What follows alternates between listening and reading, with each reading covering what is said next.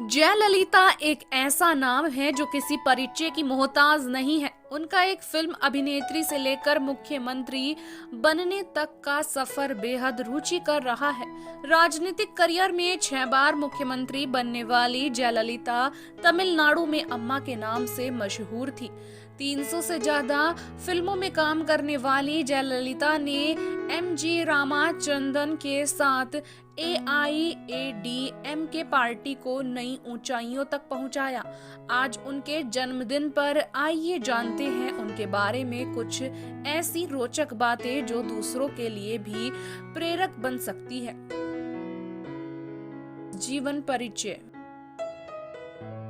जयललिता का जन्म 24 फरवरी 1948 में भारत के मैसूर राज्य के छोटे से राज्य मंडिया में हुआ। जयललिता का असली नाम कोमालवल्ली है। केवल 2 साल की उम्र में ही उनके सर से उनके पिता जयराम का साया उठ गया था। इसके बाद वे अपनी मां के साथ बेंगलुरु आ गई थी। जयललिता की मां संध्या ने तमिल फिल्मों में काम किया था। शिक्षा।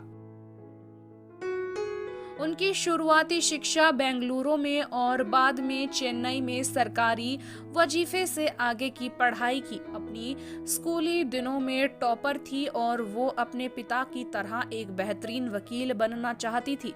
वह 3 साल की उम्र से ही भरतनाट्यम जैसे क्लासिकल डांस सीखने लगी थी। व्यक्तिगत जीवन।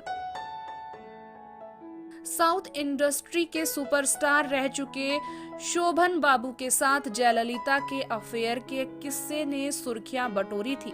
लेकिन जयललिता ने शादी नहीं की थी। लेकिन उनका एक बच्चा था जिसको उन्होंने गोद लिया था, जिसका नाम वीएन सुधाकरन है और वो भी तमिलनाडु की राजनीति में सक्रिय है।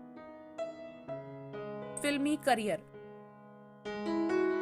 स्कूली पढ़ाई के दौरान ही जयललिता को फिल्मों में काम करना पड़ा।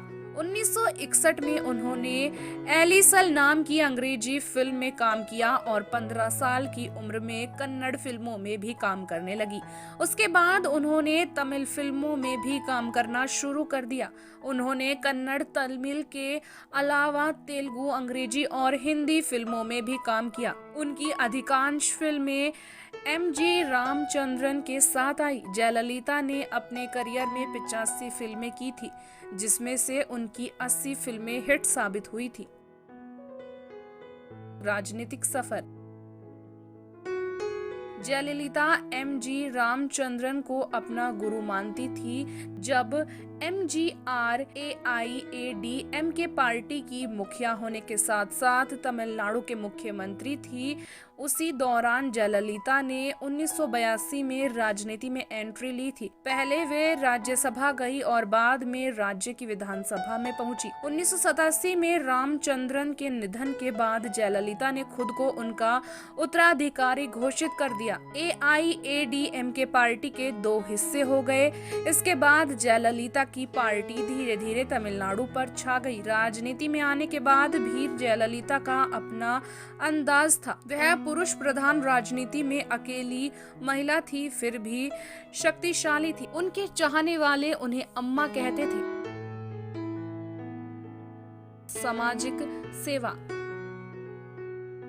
जयललिता ने तमिलनाडु में गरीबों के लिए एक सेवा कार्यक्रम की शुरुआत की, जिसका नाम था अम्मा कैंटीन। उन्होंने महिलाओं के लिए स्कूटर सब्सिडी शुरू की और प्रेग्नेंट महिलाओं के लिए स्पेशल मैटरनिटी स्कीम है। उन्होंने पूरे प्रशासन को कुशलता से चलाया था।